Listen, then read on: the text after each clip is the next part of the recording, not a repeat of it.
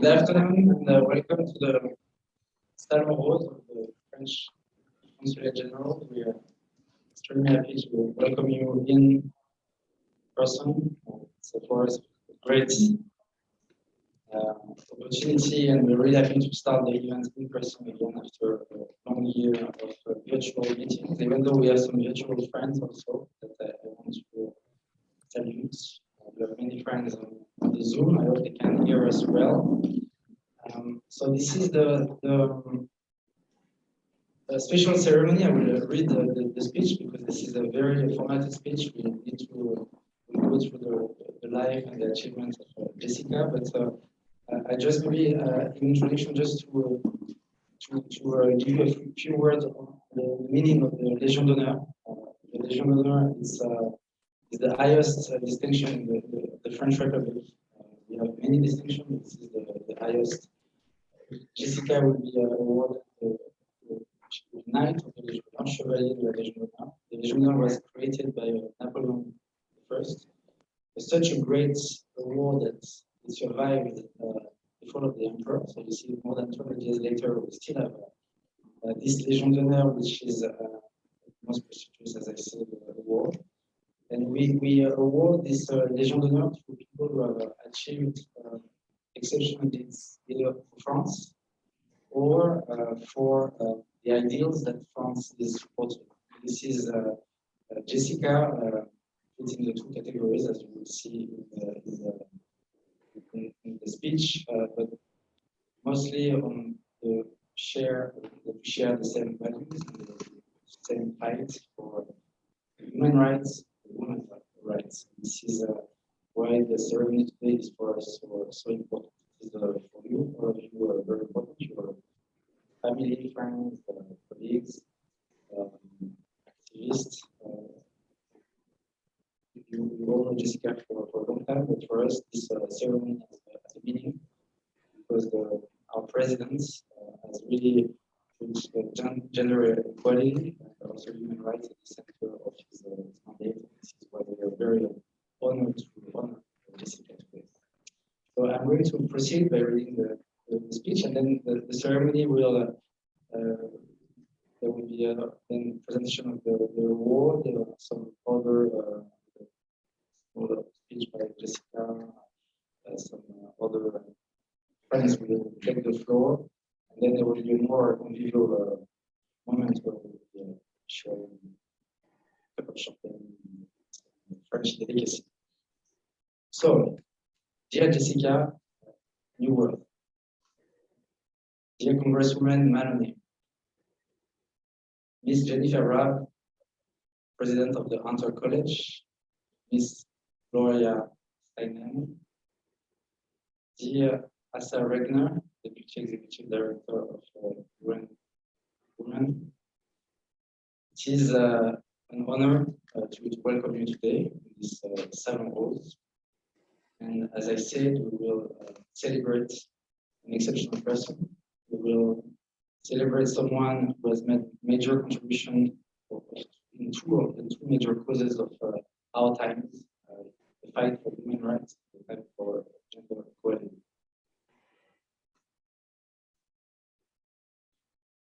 So it's a tradition to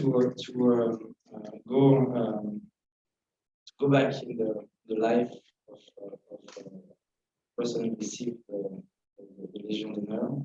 But you will see that Jessica has accomplished an exceptional career,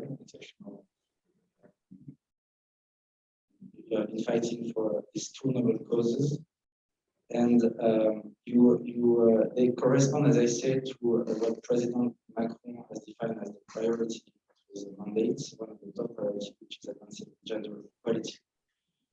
France, just talking about France right now, I'm going to focus here just about Jessica.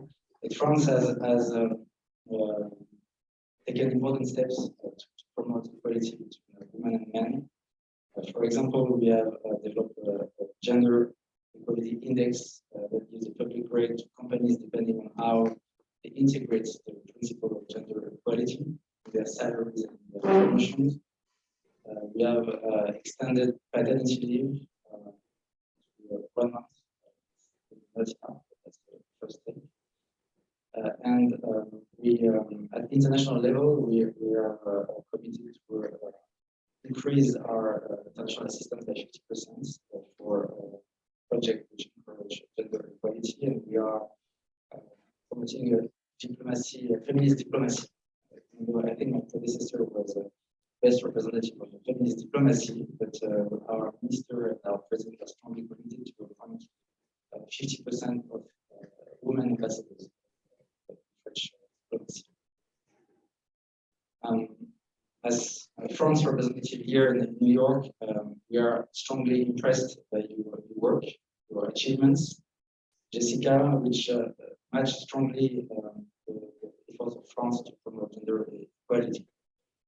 When we prepared this speech, we were also, there was a consensus on your personality, which is a great personality, very accessible.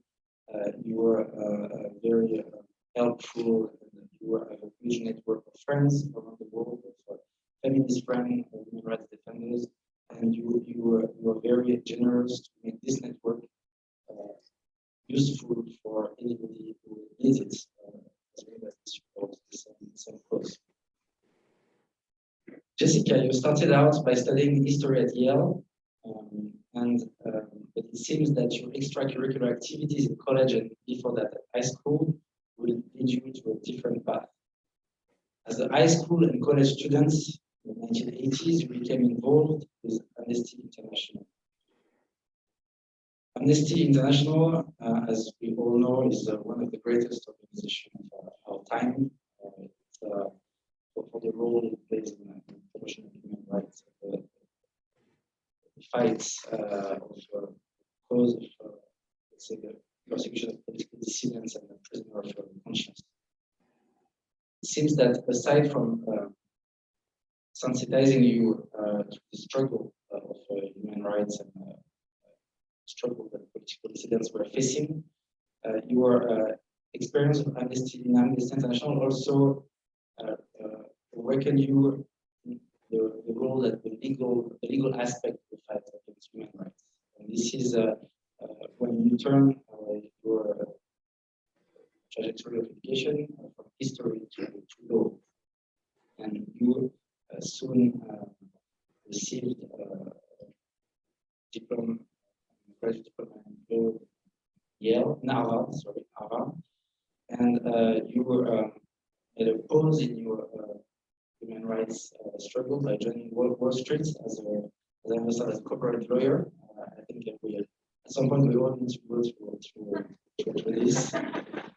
And you realized that it was actually during that time in Wall Street, while you were working more than 80 hours a week, that you had a sort of a revelation that actually you had to travel the world in your capacity.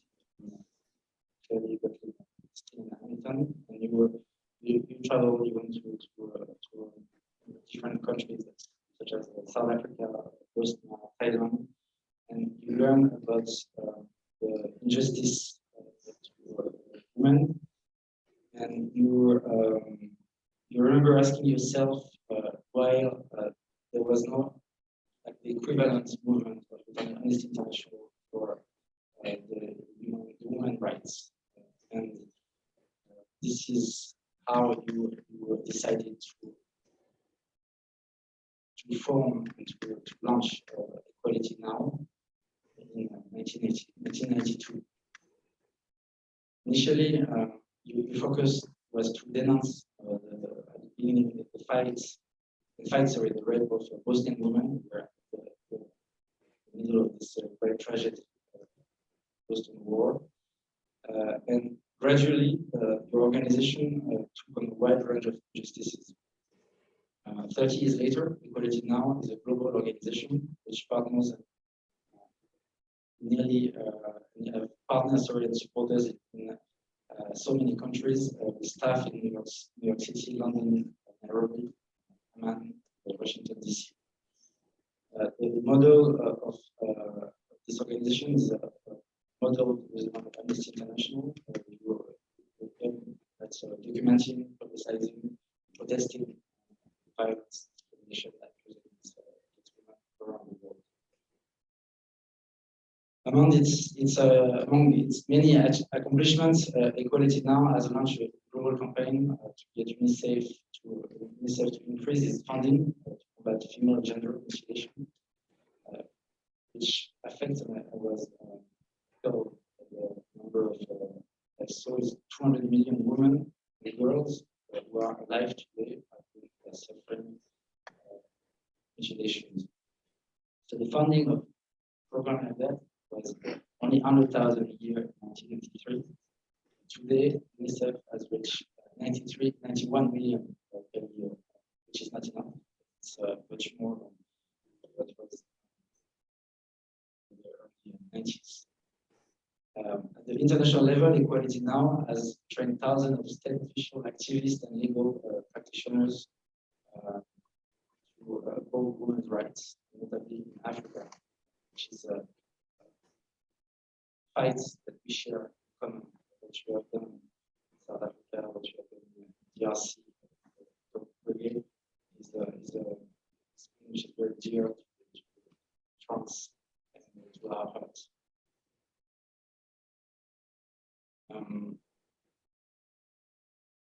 Aside from everything that you have done to advance gender equality worldwide, which is one of your main focus, you have also focused on your own country, the USA.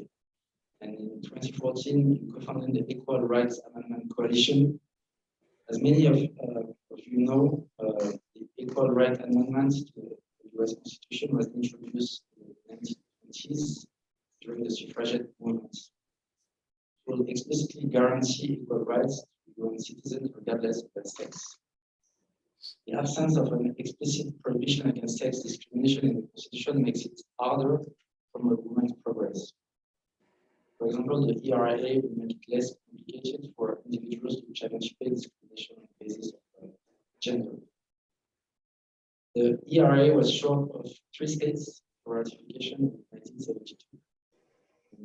Thanks to the mobilization of the coalition, the organization that expect legal advice, 3 states have signed on since then.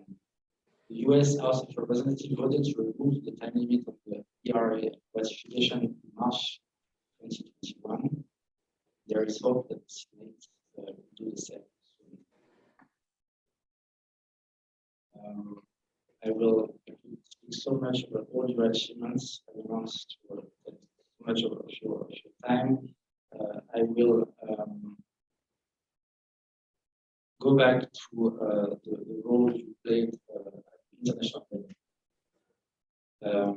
Your legal expertise in the field of women's rights has meant that you are frequently asked to participate in international human rights bodies, as well as to share your knowledge with lawyers and activists. You were a special consultant on sexual violence to the International Tribunal for Rwanda. I understand that you play also a very significant role in Sierra Leone, Liberia, to provide all the work and the evidence which helped convict Charles Taylor. And in 2010, you were the special advisor on sexual violence to the UN High Commissioner for Human Rights. Currently, you are a lecturer and program director in the Human Rights Program at the Institute for Public Policy at the Hunter College. Among other things, you also very much involved with many countries such as Sweden, also France, and this is what I want to insist on, is that we share the same cause, as I said, for gender equality, worldwide, in Africa, as I said, in DRC, in so many countries in Africa, in Afghanistan, which are very much involved today to fight for the respect of, so hard to say, women's rights in Afghanistan. The situation is so worrying, but we need voices such as yours to just continue pushing for action so that young women will not be forgotten. You also helped us tremendously when we wanted pass a law starting with our previous government, as a law to reinforce our legislation in constitution. And, thanks to your advice, we managed your network that I mentioned before. We managed to go. Our minister at that time went to visit India, Sweden. We received a lot of information feedback from some models which were put in place in some other countries and inspired us to pass a law, very ambitious law in this matter. And you also helped this consulate, I understand, with my predecessor, she told before she left, and Claire Lejean, that she also played a role in helping us to put in place action events at the consulate level. So this is for all this this pioneer role that you will be playing in women's right, which is a daily struggle. So the struggle will be a long way. We need to continue until this kind of war will not be necessary. This is many years to come. But for all the role, all the support you have also provided to France, that we want to honor you with our highest distinction, which is the Légion d'honneur. So congratulations to you.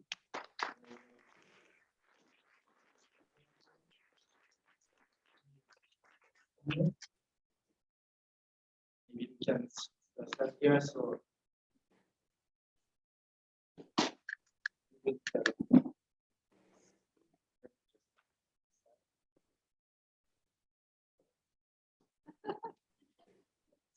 we speak in French, which I say that on behalf of the French president, I award Jessica. Chère Jessica, oui, voilà. Président de la République en fait, pouvoir les chevaliers dans l'ordre de la Légion.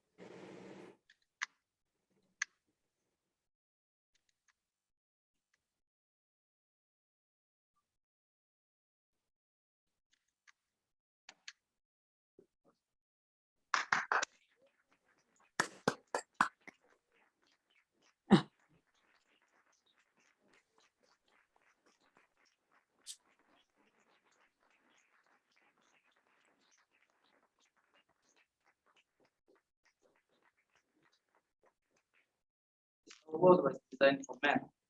This is why it's so difficult to find the right place.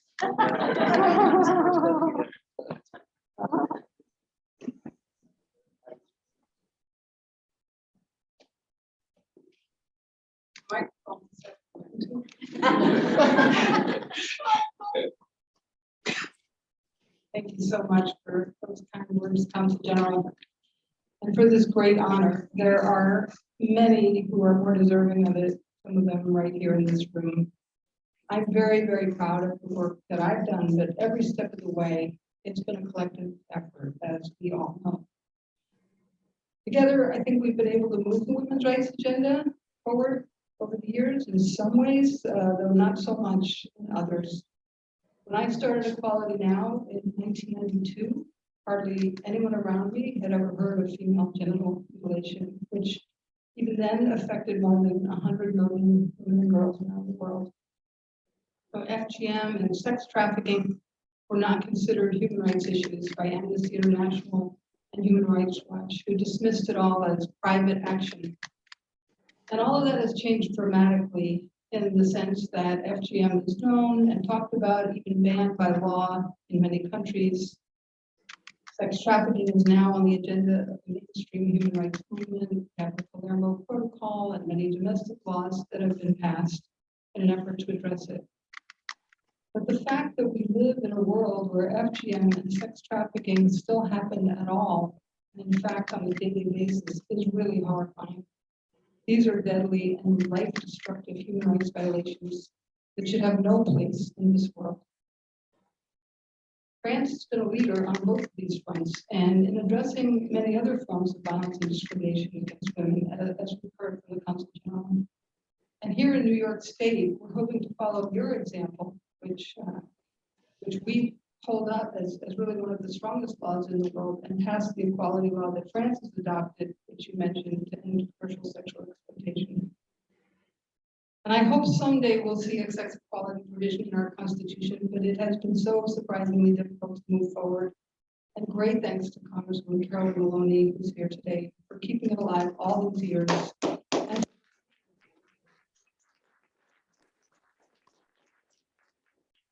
we have many more women at decision-making levels everywhere, and even sexual harassment, so completely commonplace, is now on the human rights agenda.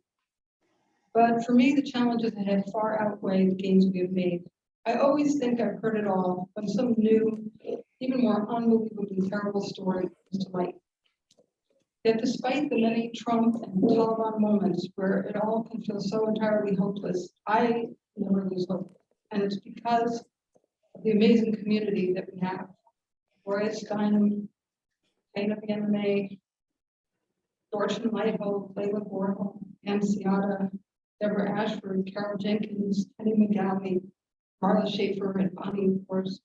Thank you all for coming today, for all you have done and are doing. You are all always just a call for help away, and you all know how many of those calls you've gotten from me. And special thanks to Robin Morgan for taking so many of those calls and for trusting me with the Sisterhood Global Institute to give Donor Direct Action such a great home. And thanks to the fantastic Donor Direct Action team who have made it possible and even easy to support frontline women's rights activists in Afghanistan, Congo, and around the world. I really believe this is the way of the future that can change everything. I also want to thank my wonderful colleagues from Hunter College and Roosevelt House, Jennifer Rabb, Rita Hauser, Carol Holzer, Malky Schwartz, the entire team of the Human Rights Program for all their support and for the amazing opportunity to work from the home of Eleanor Roosevelt, one of my longtime idols. Together with Eleanor Roosevelt, who lives forever in our hearts and minds, I also carry with me always the memory of Ruth Stearns, who is the person who brought me into the human rights movement when I was 14 years old. I'm so grateful for her son, Joss Whedon, who's here today and has himself done so much to move the agenda forward. What I have found over the years and seen again and again is that anyone, anywhere, or maybe it's better to say everyone, everywhere, can make a difference. We have many champions in our movement and many more champions elsewhere, in governments, in the UN system, in the private sector, in the arts, the media. I have always tried to reach across these various universes, and I've always found incredible women and men who want to help and be part of a greater effort to promote social justice and sex equality. While I get frustrated by the slow pace of change, when at times like this, I have a chance to look back, I see that we have made progress, sometimes in unexpected leaps and bounds. Thanks again to the French government for all it has done to accelerate our collective efforts to change law and to change culture, and for its leadership in promoting equality. And as Eleanor Roosevelt famously said, human rights begins in small places close to home. So last, but certainly not least, I want to thank my entire family, Susan, Laura, Michael, Alex, Madeline, Ethan, James, Sarah, Bennett, Juliet, Charlotte, and Claire for keeping me grounded and sane.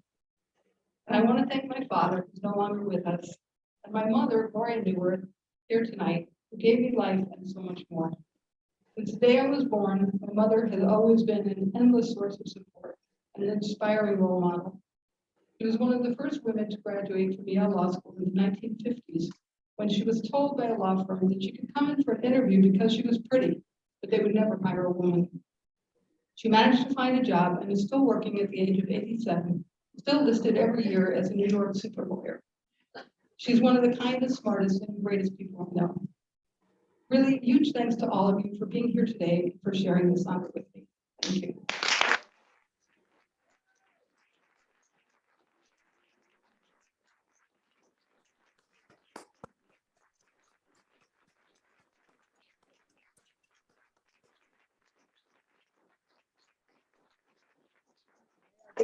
Award too?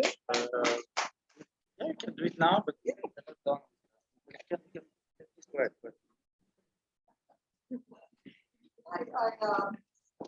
I have my own board.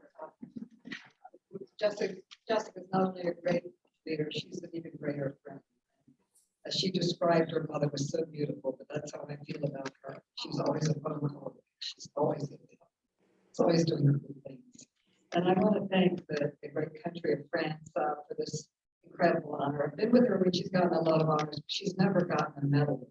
So this is really something very special, and I think it's even more special because of the great friendship between America and France.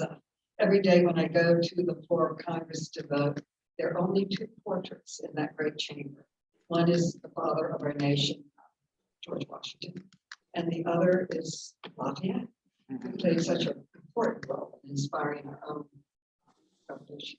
I have an award. I'm not going to read this long, but she can read this if she ever gets depressed at night, because it talks about how great she is and all the wonderful things she's done to help other people. The congressional record is the history of our nation, and this is in the congressional record, a tribute that I read on tour for this award and her many, many wonderful accomplishments. I also want to give her a piece of stone that Lafayette and Washington probably walked up and down, and that is, you bring the wonderful steps of the United States Capitol. This is my favorite gift of all times, presented only to very special people. And they decided to tear down the stone. Okay, so I think we should give this to Jessica. Why don't you come up here and help me out, like you always help me out. Okay. But they decided, this thing weighs 30 pounds. I'm going to tell you, this is a labor of love, even to bring it here. And they decided to replace the stones that were too worn out. And these are the stones of the United States Capitol. And they took the stone, the old stone, and they made them into bookends that has the insignia of the United States Capitol on it. It is an authentic piece of history. And I have to think that both the Lafayette and Washington and others maybe walked up and down those steps. Anyway, from my great friend.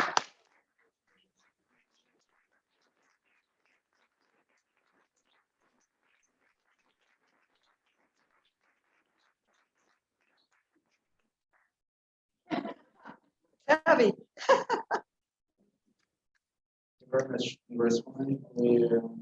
We have two special guests who are going to deliver a few remarks. The first one is Gloria Steinem, who is going to join us.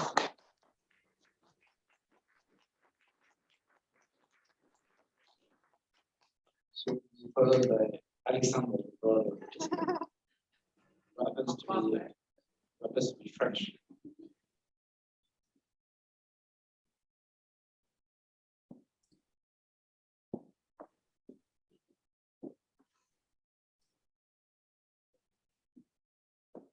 Nothing more possibly that I could say. It's already been said.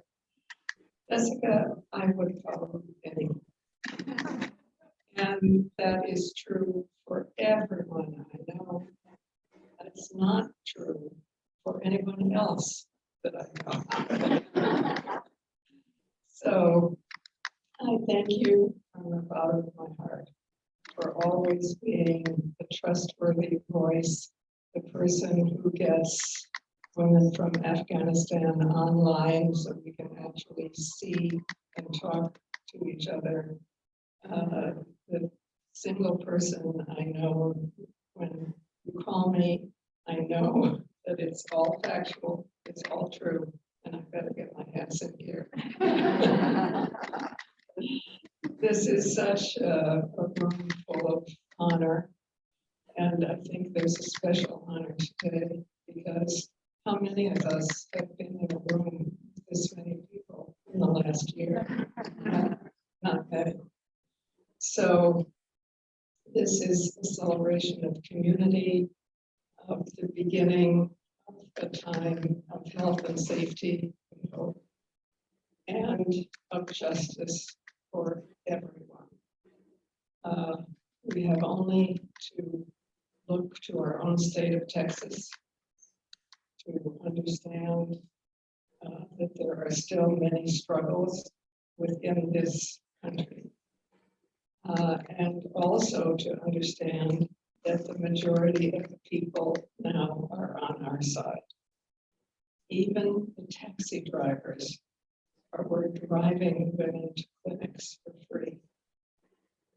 So it is a great populist revolution that you have led, that you continue to lead, that everyone in this room is dedicated to. And perhaps one day we will be able to understand that each person is a unique miracle who arrives on this earth as an infant and who is confronted with ideas of race, of class, of gender that should make no difference to our uniqueness and to our value. We have that vision because of Jessica, because she's always there, even though she somehow manages to put other people in the foreground. Have you noticed that? But we always know that she is there, that she is trustworthy, that she is bringing us together, and that she represents the very, very best of the future that we all hope for with all of our hearts. So here is an end to COVID, right?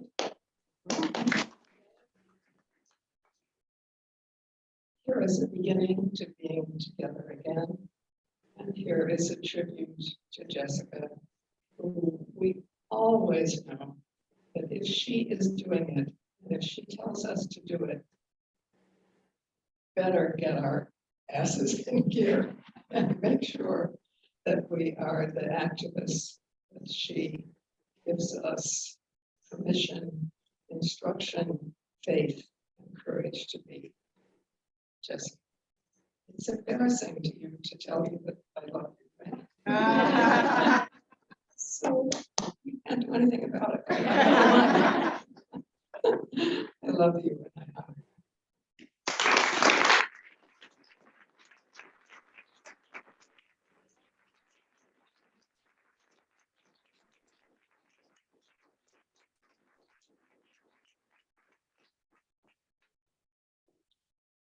Not often do I get to close by my sister, Paul Borstein, so this is thank you very much, Consul General. Good evening, everyone. Those of you who don't know me, I'm Alexander Neward. I'm just younger brother, and I want to make a few remarks first to start in French, my native tongue. Monsieur, Général, Mesdames et Messieurs, en tant que corps de Jessica, je tiens tout d'abord à souligner les citoyens français et en grandissant le théâtre. C'est un honneur profond pour moi d'avoir l'opportunité de faire quelques mots au sujet de ma sœur Jessica, qui est souvent historique de notre famille française. Idéalement, ces propos seraient en français et strictement en français, par respect pour notre audience, principalement anglophone. So just all that to say that as a French citizen, having grown in the southwest of France, this is a really profoundly meaningful honor for me to have the opportunity to recognize Jessica today and say some closing remarks. So many of you may or may not, but Jessica is actually not the first member of the Neward family to enter the order of the Legion of Honor. She was actually preceded by our cousin, Lucien Lemaitre, who actually reached the rank of commander. So he has something to look forward to. For his life's work as a French resistance fighter during the Second World War, for his tenure in the National Assembly and thereafter in the Senate, and most significantly, for his legacy in advancing women's rights, which culminated with the New Earth Law, legalizing contraception in France in December of 1967. The law, which at the time was intensely controversial within his own party, is widely considered to symbolize a major step forward for women's rights and for reproductive rights in France. So somehow Jessica must have inherited Lucien's calling and his courage. She's truly dedicated her career and her life to the advancement of human and women's rights nationally and internationally. Beyond her tremendous accomplishments, which have already thoroughly been highlighted, it is really Jessica's character and her courage, her leadership, which I think are most inspiring to all of us. Jessica has not only pushed policy forward, but not unlike Lucien before her, she has risked her life time and again, fearlessly traveling to hotspots around the world, from Mogadishu in the 1990s to Kabul in the 2000s to push for the rights of those who had none. Jessica is truly an extraordinary person, absolutely unequivocally brilliant. She is a person of profound integrity, who always leads with an exemplary moral and ethical compass. She's generous, she's passionate, simply committed to making the world better and a safer place. She's been an unrelenting advocate for equality, for equity, for social justice in the United States and around the world. So in conclusion, Jessica exemplifies liberty, equality, social fraternity, and solidarity. She embodies the French Republic's 4 founding principles. I'm so incredibly proud to see her recognized here today. This well-deserved honor. Consul General, and on behalf of our family, I want to thank you. So now please join me in again, Jessica.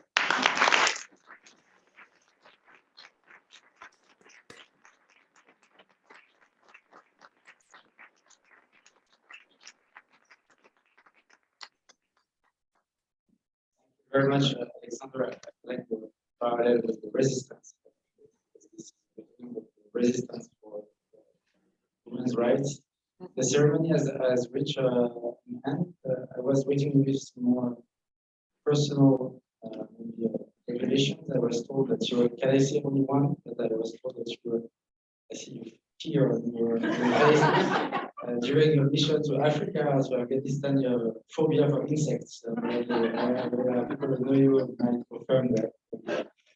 It didn't prevent you to travel all around the world in support of women. So now it's time for more social talk ceremony. Just stand, have a cup of champagne, take some pictures, and once again, I think we were all so happy to be here to Jessica. Round of applause.